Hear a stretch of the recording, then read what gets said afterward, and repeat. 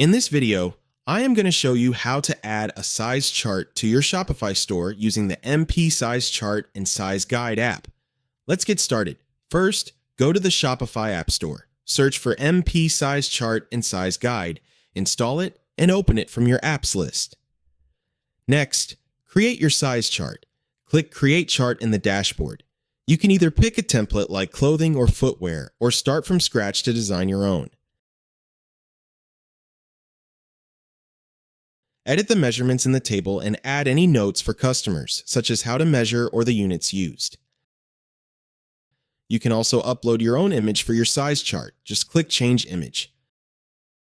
Save your chart when you're done. You can also customize how it looks. In the app's appearance settings, pick how the chart appears. Change the button text and colors to match your theme. You can preview once done. Finally, test the size chart on your live store.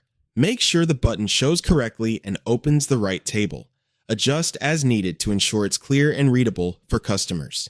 If you want to support our channel, feel free to use our affiliate link in the description below. Thanks for watching, and I will see you in my next video.